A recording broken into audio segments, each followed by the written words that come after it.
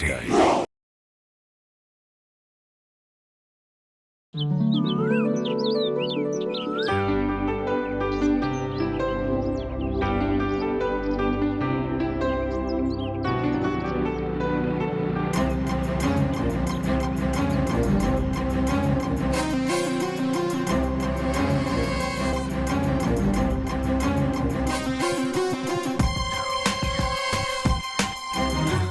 கவிதா இருக்கும்னு நினைக்கிறேன். கவிதா! பாப்போம். ஒரு நிமிஷம் பேசணும் கவிதா. எதுக்கு தினமும் என் பின்னாடி வர? தினம் காலேஜ் கேட் வரைக்கும் வரது பத்தாதா? இப்ப வீட்டு வரைக்கும் வர? இல்ல கவிதா, அது இங்க பார், பேசுறதுக்கு ஒண்ணும் இல்ல. நான் முன்னாடியே சொன்னதுதான். இந்த காதல் கத்திரிக்காய் இதெல்லாம் முக்கியம் இல்ல. என் குடும்ப நிலைமை உனக்கு புரியாது. நீ முதல்ல கிளம்பு. திரும்ப திரும்ப என் பின்னாடி வந்துட்டு இருக்காது. கவிதா, இதெல்லாம் எனக்கு வேணாம். நீ தான் எனக்கு வேணும். நான் உன்னை அந்த அளவுக்கு லவ் பண்றேன்டி. இங்க பார் மணி, ரோட்ல நின்னு இந்த மாதிரி பேசுற வேலை வச்சுக்காத. யாருன்னா பார்த்தா தப்பா நினைப்பாங்க. ஏன் கவிதா, எப்ப பார்த்தாலும் குடும்பம் குடும்பம்னு குடும்பத்தையே நினைச்சிட்டு இருக்க? இங்க பாரு, படிப்பு வேற லவ் வேற, ரெண்டுத்தையும் போட்டு குழப்பிட்டு இருக்காத. கடைசி வரைக்கும் நான் உன் கூட தான் இருப்பேன். வாழ்ந்தா உன் கூட தான் வாழ்வேன். உன்னை நல்லா பாத்துக்குவேன். இங்க பார் மணி, நீ பேசுறது சுயநலம். நீ என்ன நல்லா பார்த்துப்பேன்னு சொல்றதுக்கு நான் என்ன பொம்மையா? முதல்ல என்னைய லவ் பண்ணுன்னு சுத்தி வர. எனக்குன்னு ஒரு லட்சியம் இருக்கு. என் குடும்பத்தை கரை சேர்க்கணும். எனக்கு தயவு செஞ்சு தொல்லை கொடுக்காத. என்ன யதார்த்தமா பேசுறேன்னு தத்துவம் பேசுறியா? ஒரு வார்த்தை பேசிட்டேன்னு இவ்வளவு திமிரா உனக்கு? இது திமிர் இல்ல மணி, யதார்த்தம். எனக்கு உன் மேல விருப்பம் இல்ல. தயவு செஞ்சு இனிமே என் பின்னாடி வராத. வேற நல்ல பொண்ணா பார்த்து கல்யாணம் பண்ணிக்கோ. எனக்கு தேவையில்லாத தொல்லெல்லாம் கொடுத்துட்டு இருக்காத. சீ, வாங்கடி போலாம். ச்சே.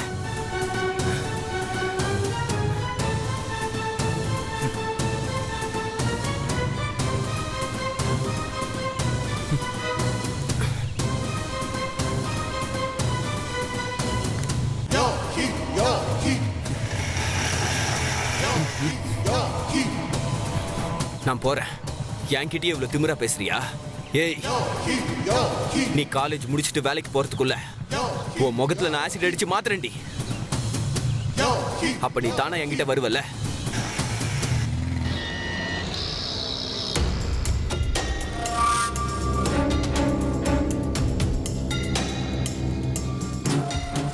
ஏண்டா செடிக்கு தண்ணி ஊத்துறானா தினமும் நீ ஊத்தின்னு இருக்கிற? அதெல்லாம் உடுத்தல.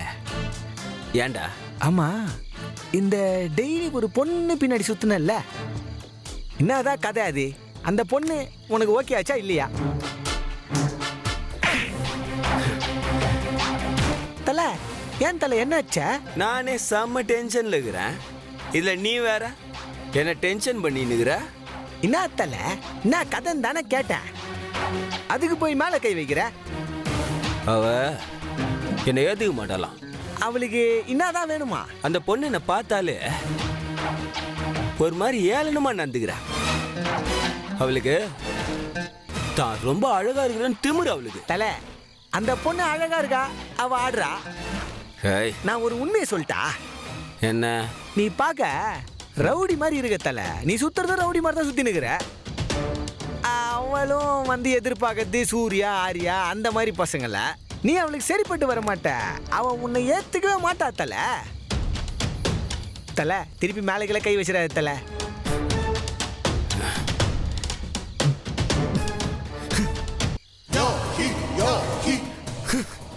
அவ அழகால தானே ஆடுறா. அவள அந்த அழகு அவளுக்கு பெரிய திமிரா. அவளுக்கு அந்த அழகே இல்லாம பண்ணிடுற. என்ன தல பண்ண போற? என்ன பண்ண போறேன்னா,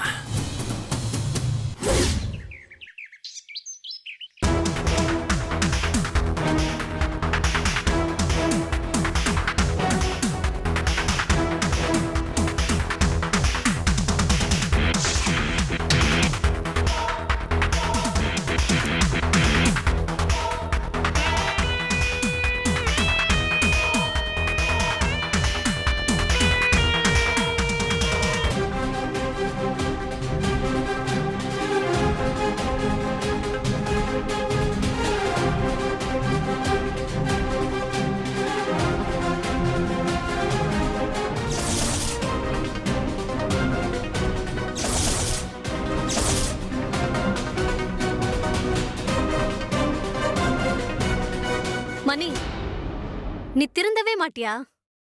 திரும்ப திரும்ப வர. எனக்கு கிடைக்காத நீ யாருக்குமே கிடைக்க கூடாதுரி.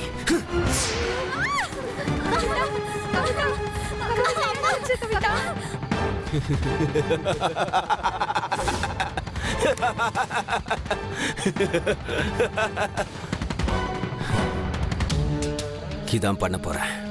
அவ முகத்தை நான் சிதைக்க போறேன். அந்த அழகே இல்லாத மாதிரி அவளை அழிக்க போறேன். அழகே இல்லாத அவளை இந்த உலகம் பார்த்து அருவருப்பா பார்க்கணும். நான் அவளை அப்படி பண்ணுவேன். அப்ப தெரியும்டா என் அருமை. தலை என்ன தலை? யாசருக்கு தலை அது என்ன தலை இது? ஐயோ, உனக்கு தான் லவ் போச்சு, எனக்கு என் சரக்கு போச்சு தலை. ஐயோ,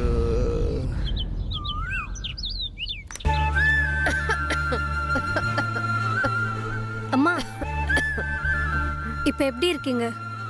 நைட்டெல்லாம் இரும்பிட்டே இருந்தீங்கன்னு தம்பி சொன்னான். வாமா ஹாஸ்பிட்டல் போயிட்டு வந்துடலாம். வேண்டாம் கவிதா, வெறும் சளிதான். ஹாஸ்பிட்டல்ல போக வேண்டாம். நீ காலேஜுக்கு கிளம்பு, நான் பாத்துக்கிறேன். மா என்னம்மா பேசுறீங்க? நீங்க இப்படி இருக்கும்போது நான் எப்படி காலேஜ் போக முடியும்? உன் படிப்பு தான் நம்ம குடும்பத்தோட ஒரே நம்பிக்கை.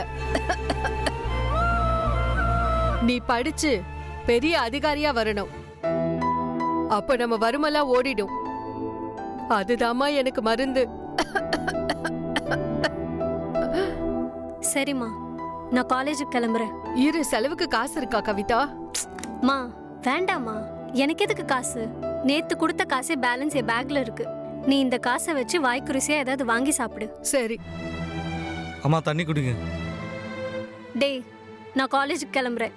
நீ கூட இருந்து அம்மாவை பத்திரமா பாத்துக்கோ. வேணாம் கவிதா, அவன் வேலைக்கு போட்டும். ஒன்னும் இல்ல, நீயும் காலேஜுக்கு கிளம்பு. நான் பாத்துக்க. எனக்கு ஒன்னும் இல்ல, நான் பாத்துக்கிறேன். நீ கிளம்பு. சரிம்மா. நீயும் கிளம்பு, நான் பாத்துக்கிறேன்.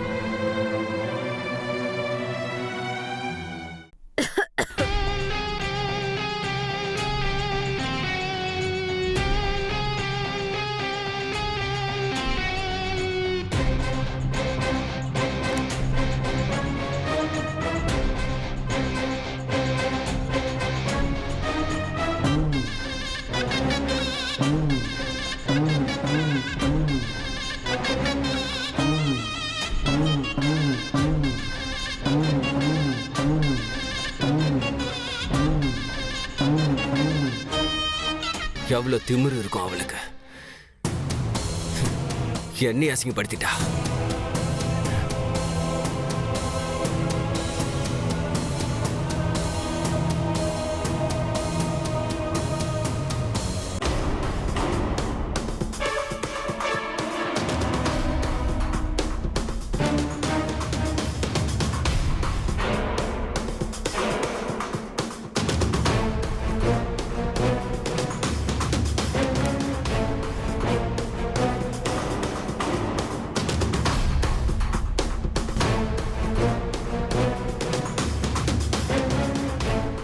யார் சார் நீங்க? இங்க என்ன நிக்கிறீங்க? ஏரியாவுக்கு புதுசா இருக்கு. இந்த ஏரியால உங்களை முன்ன பின்ன பார்த்ததே இல்ல. என்ன விஷயம்? சார், கவிதான்னு ஒரு பொண்ணு இந்த ஏரியால இருக்காங்கல்ல, அவங்க அம்மா எனக்கு சொந்தக்காரர் தான். நான் அவங்கள பார்க்கலான்னு தான் வந்தேன். ஓ, கவிதாவா? முக்கியமான ஒரு ஃபோன் வந்துருச்சு, அதான் ஃபோனை பார்த்துட்டு இருந்தேன். பா, ரொம்ப நல்ல குடும்பம் சார். நீங்க சொந்தக்காரங்கன்னு தெரிஞ்சதுல ரொம்ப சந்தோஷம். அவங்க ரொம்ப கஷ்டப்படுறாங்க சார். ஆனா ரொம்ப தன்மானம் உள்ளவங்க சார். அவங்க அப்பா ஆக்சிடென்ட்ல இறந்ததுல இருந்து அந்த அம்மா தான் பாடுபட்டுட்டு இருக்கு. 10 வீட்டுல பாத்திரம் கழுவி துணி துவைச்சு அந்த பிள்ளைங்கள வளர்க்குதுப்பா. அவங்க பையன் இருக்கான் பாருங்க, பாவம் சார். அக்கா நல்லா படிச்சு பெரிய இடத்துக்கு வரணும்னு ஆசைப்பட்டு அவன் படிப்பையே பாதியில விட்டான்பா. பாவம், அந்த பையன் ஒர்க் ஷாப்ல வேலை பார்த்துட்டு இருக்கான். அந்த தம்பி உழைப்பும் அம்மா கஷ்டப்படுற சம்பளமும் தான் அந்த பொண்ணு கவிதாவை படிக்க வைக்குது. அந்த பொண்ணு நல்லா படிச்சு வேலைக்கு வந்தாதான் அந்த குடும்பம் தலை நிமிர்ந்து நடக்கும். இல்ல அந்த குடும்பமே தத்தளிச்சு போயிடும். நீங்க அவங்க சொந்தக்காரன்னு சொல்றீங்க, முடிஞ்சா அந்த குடும்பத்துக்கும் நல்லபடியா உதவி செய்யுங்க சார். சரி சரி, நான் பேசி வேற உங்க நேரத்தை வீணாக்கிட்டேன். நான் கிளம்புறேன் சார், பார்த்துக்கோங்க. வரேன் சரிங்க சார். சார். பாவம் கவிதா, எவ்வளோ கஷ்டத்துல வாழ்ந்துட்டு இருக்கா.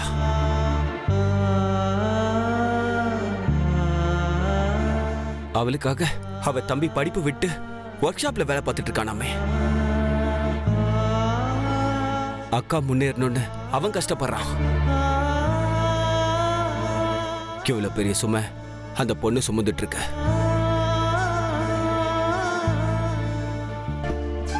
வீணா லவ் பண்ணுன்னு அவளை தொல்லை பண்ணி ஆசிட் அடிக்கிற அளவுக்கு வந்துட்டோமே. ச்சே.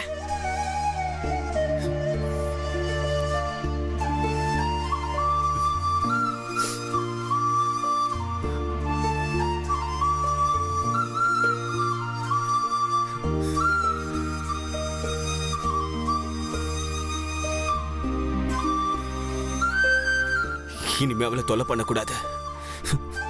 பாவம் அவ வாழ்க்கையில டிஸ்டர்ப் பண்ணக்கூடாது.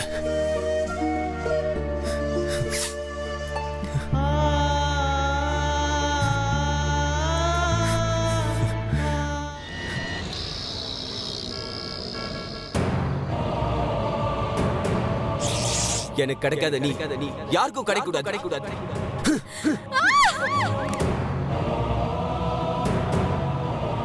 அவங்க அப்பா ஆக்சிடென்ட்ல இறந்ததுல இருந்து அந்த அம்மா தான் பாடுபட்டு இருக்கு.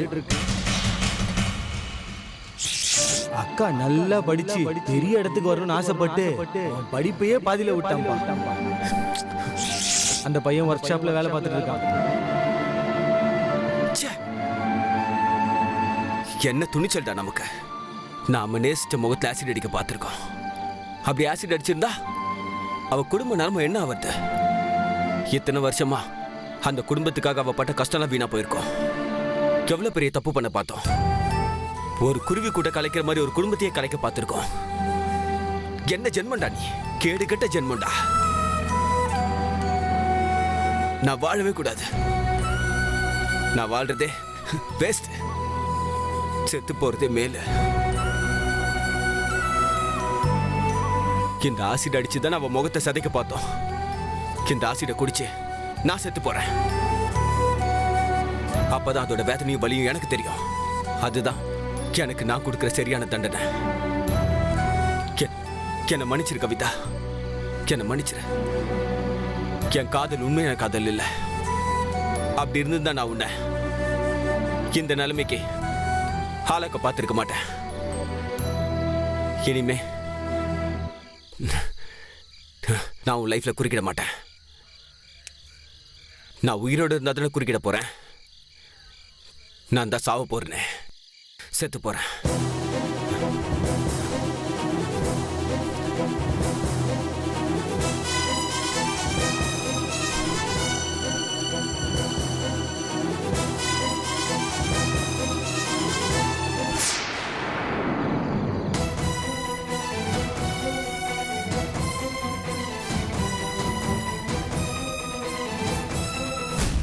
யார் பண்ணி? அண்ணா, நான் யாரா இருந்தா என்னண்ணா? என்னண்ணா உங்களுக்கு பிரச்சனை? லவ் ஃபெயிலியரா? இல்ல வீட்டில் யாராவது திட்டாங்களா? இல்ல வேலை எதுவும் கிடைக்கலையா? எதுக்குண்ணா சாக போனீங்க? அண்ணே இங்க பாருங்கண்ணே, நாம பூமியில பிறந்துட்டோண்ணே. கண்டிப்பா வாழ்ந்துதான் ஆகணும். ஓடி ஒளிஞ்ச இது சரியாகாதுண்ணே. கஷ்டம் நம்மளை துரத்துனாலும் ஐயோ கஷ்டம் நம்மளை துரத்துதுன்னு அழக்கூடாதுண்ணே. வாழ்க்கை ஒரு வட்டண்ணே, நாம அதை நகர்த்தி தான் ஆகணும். தற்கொலை எதுக்கும் தீர்வு இல்லைண்ணே. அண்ணே வீட்டுக்கு போங்கண்ணே. இனிமே இந்த மாதிரி முடிவுலாம் எடுக்காதீங்கண்ணே. நான் வரேண்ணே. இவன் யாருன்னே நமக்கு தெரியல. கடவுள் மாதிரி நம்ம உயிரை காப்பாத்திட்டு போறான். இனிமே யார் வாழ்க்கையிலும் குறுக்கிடக்கூடாது. நம்ம உண்டு நம்ம வாழ்க்கை உண்டுன்னு வாழ்ந்துட்டு போனோம்.